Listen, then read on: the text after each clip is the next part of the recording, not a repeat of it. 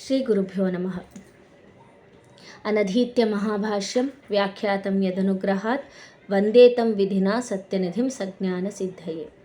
Vidyapeetha ವಿಧಾತಾರಂ ವಿದ್ಯಾವಾರಿಧಿ ಚಂದಿರಂ ವಿದ್ಯಾರ್ಥಿವತ್ಸಲಂ Vande ಮಹಾಮಹಿಮ Sadhguru.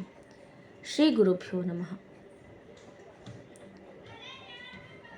From the past few episodes, we have been knowing about the first three sargas of the book Sri SATHYANIDHI VILASA, written by Sri Srinivasa Kavi.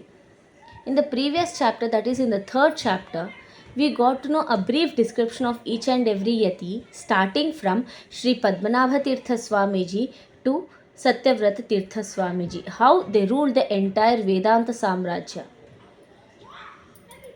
In this present chapter, that is in the fourth sarga, which comprises of 68 shlokas, it actually explains the birth of our present protagonist, Sri Satyanidhi Tirtha Swami Ji.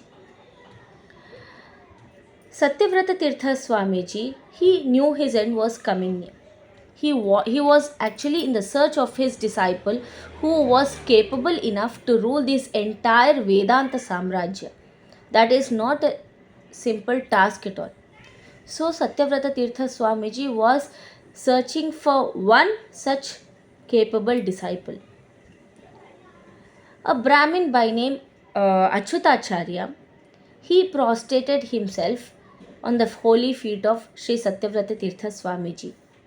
He understood the anxiety experienced by Swamiji, and he narrated the story of a place where he visited recently, which is located on the banks of river Godavari. On the banks of river Godavari, there is a place by name Punyasthamba. The place was actually called as Bhuloka Swarga. It was a heaven for the people living over there. Literally, the poet Sri Srinivasa Kavi, he wrote 10 shlokas explaining the beauty of that place itself. The name itself, Punyasthamba, the place was entirely covered by mountains, and the tall compound walls of this Punyasthamba, it actually depicted Swarga. The poet explains the scenic beauty of that place very neatly and very poetically. He explains the beautiful fragrance coming from the fields which were full of flowers, so large agricultural fields, the people residing over there who always spoke the truth. Like how the sun shines, this place was shining so brightly. The people there were always happy, and the water drops made by the river, the smell of the fragrance coming from the banks of the river, all these are explained very neatly. The houses constructed there are so beautiful and constructed very symmetrically. The rays of the moon, when the moonlight rays fall on these houses, the houses they themselves would shine. This actually, and moreover, the people over there, they were very happy, they were very wealthy, there were no poverty issues at all. They do not go for collection of funds. In fact, the devatas, they themselves, they would go to each and every brahmana's house to collect the havis offered by them. All the people were interested in our philosophy. They do their daily naimittika kartas, and they used to do yagas, homas, havans. They were always immersed in our philosophy and were on the path given to us by Madhvacharya. We all are familiar, yatha raja tatha praja. The king of that place, he himself was a very noble human being. He was a great follower of dharmas, and so the people obtained over there very fresh and pure wealth. They did not acquire any bondage. The king in the country shines by the love and affection showed by the people, but The people also were very much so affectionate towards the king. The king's palace, on the top of it was a beautiful golden kalasha. When the sun rises in the morning and sunlight falls on it, the entire house would shine by the reflection of the rays, and it would actually seem like the house was filled with thousands of suns. At the same time, during the night, there was a Chandrakanta mani which again and again pours down water. So when the moon's light falls on that mani, it seemed like as if the entire palace was filled with thousands of moons. Such was the beauty of that palace. In this place, in this area of Punyasthamba, there lived a Brahmin by name Purushottamacharya. Purushottamacharya's ancestors were very wealthy due to the seva they have done to Sri Lord Vishnu, Lord Ramana. Purushottamacharya had acquired so much of wealth from his ancestors, and he had ancestral property itself, and what he had to do was only acquire knowledge which he had already acquired. He was a very great scholar, and he did not strain so much to earn the knowledge. He already had that knowledgeable skills in him. He was a very good intellectual. He had pure and unblemished Vidya. He had pure history, but in spite of having so much of wealth as well as knowledge within him, he neither showed any pride. There was not at all any haughtiness in him. See, there is a Subhashita. Yauvanam dhanasampatihi prabhutvam avivekita ekaikamapyanarthaya kimu yatra chatushtayam. This Purushottamacharya had everything with him. He had a beautiful tender age. He was at a beautiful tender age, a beautiful wife with him. He had so much of wealth, so much of credit, what we call it as Kirti Pratishtha with him. In spite of having all of this, he, not even a single thing disturbed him even an inch. Purushottamacharya showed us that any bad characteristics would not affect a person until and unless he himself is stuck in the right path. Purushottamacharya was already in the dharmic path, and he was having the noble quality of giving charity to others. See, like how Chaturmukha Brahmadevaru, Lord Brahma, he had control over the entire 14 worlds. The same way, Purushottamacharya had control over 14 Vidyas. He kept all the 14 Vidyas like Shiksha, Chandas, Vyakarana, Nirukta, Jyotishya, Kalpa, Vedas and Vedanga Shastras, Karma Mimamsa, Brahma Mimamsa, Dharma Shastras, Puranas, Nyaya Shastras. All of these were under his control, and they were at the tip of his tongue. Such was his intellectual skills. He was very much interested in doing yagas, and he always was immersed in doing these, and he was granted all his desires. In fact, Srinivasa Kavi explains that whatever kirti, whatever credit Purushottamacharya has gained, that credit itself would feel jealous of Purushottamacharya, it seems. It was feeling very sad, it seems. Such way Purushottamacharya led a beautiful life. He was a very strict follower of Nitya and Naimittika karma. His daily routine was as follows. Daily he would get up early in the morning in Brahmi Muhurta. He would go to the river Godavari, have a bath over there. Explanation of his bath scene also is completely described in a beautiful manner.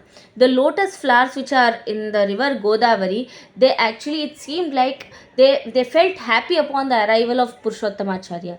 They would bloom very nicely, and the entire river of Godavari had a beautiful sense of order with those flowers residing in it.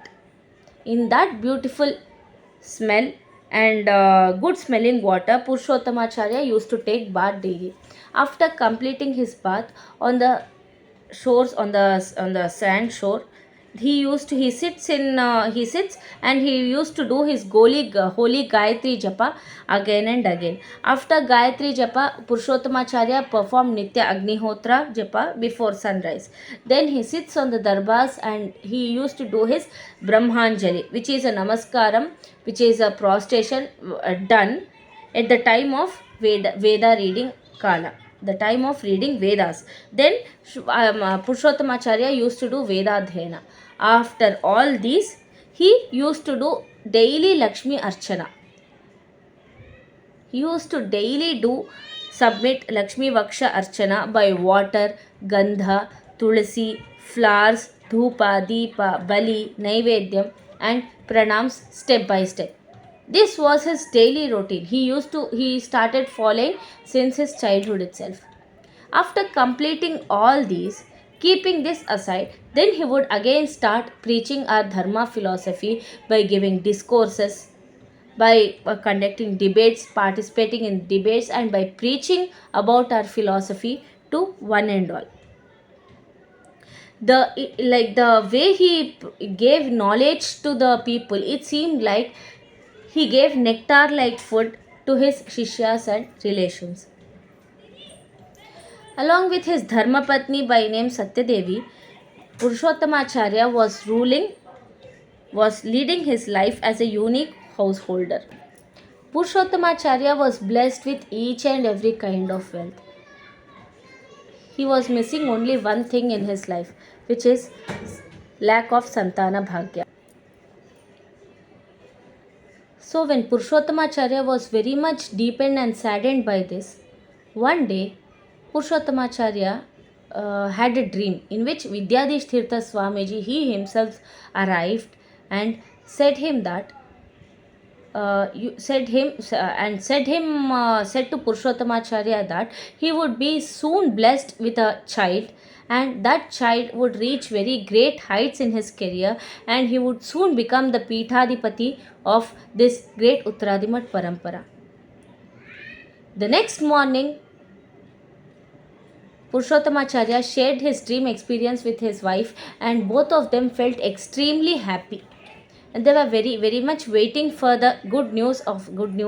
And soon, with the blessings of Sri Vidyadhish Tirtha Swami Ji, his wife became pregnant. Satyadevi became pregnant, and they believed that their dream was actually real, and the great person who would protect the Jagat, this entire universe, would be born on this earth.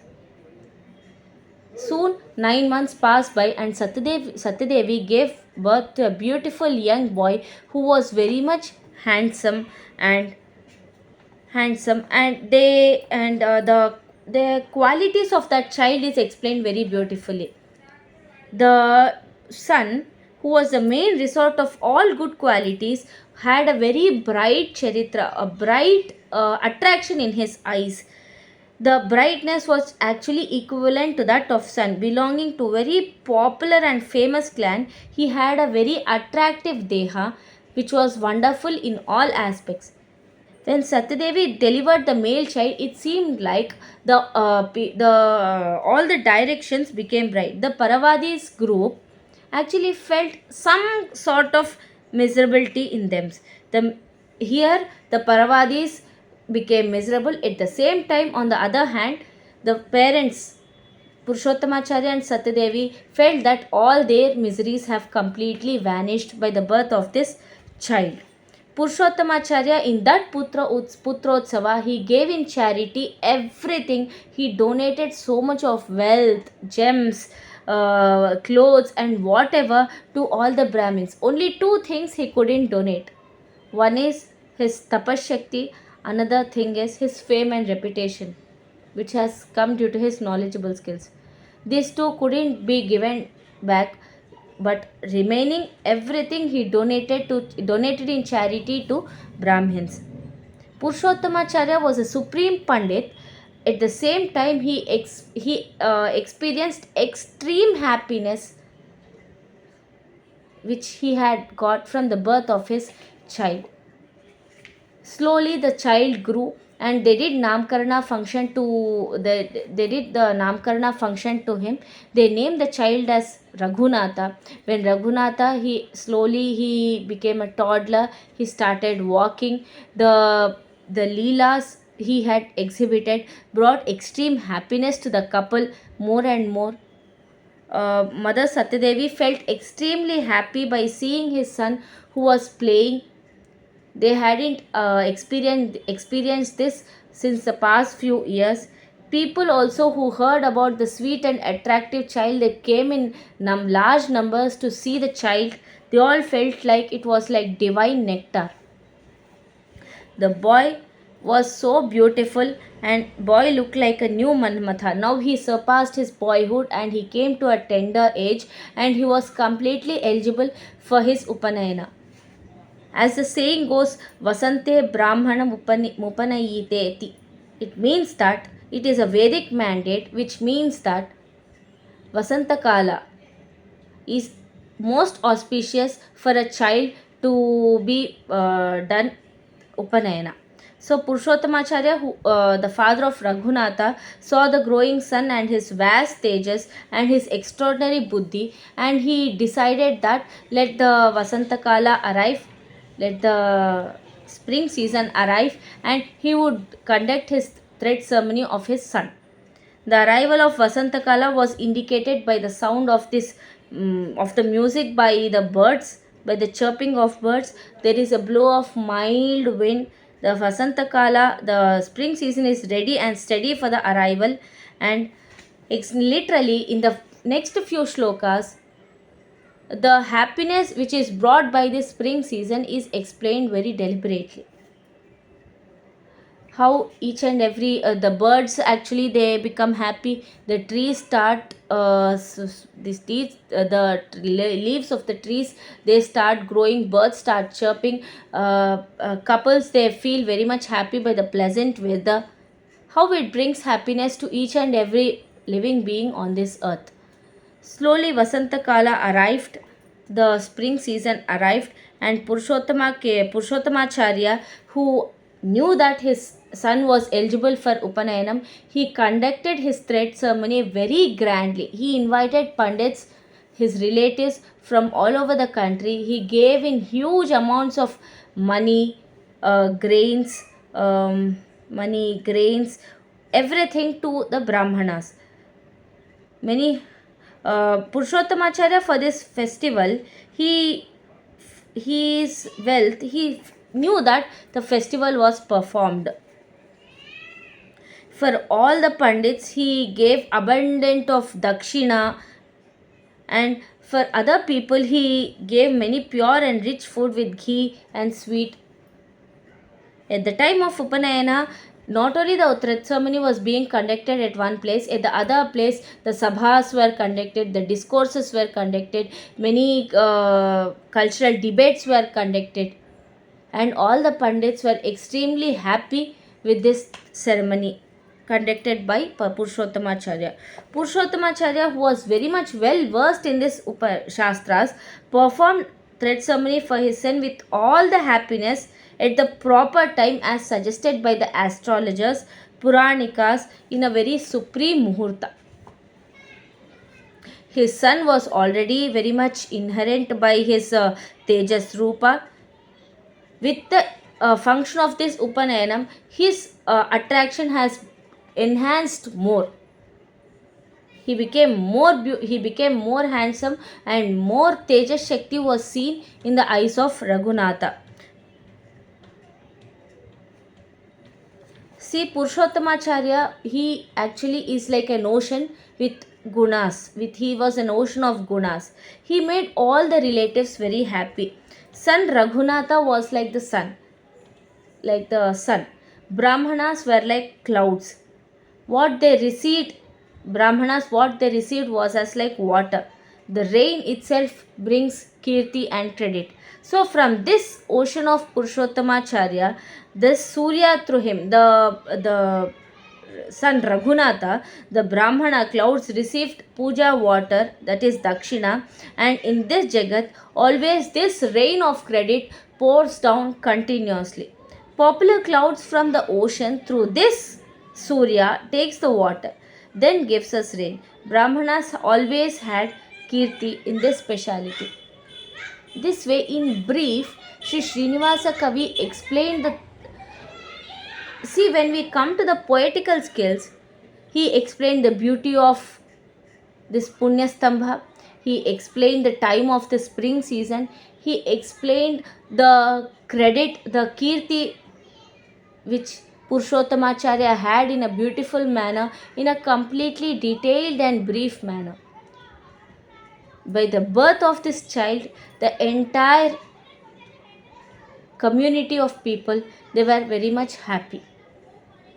See, when great people are born, as explained, the enemies, they would feel some sort of miseries, but the true people who actually are the bhaktas, they feel that their miseries, their entire sadness has disappeared, has emptied. Thank you. Shri Krishna Arpanamastu.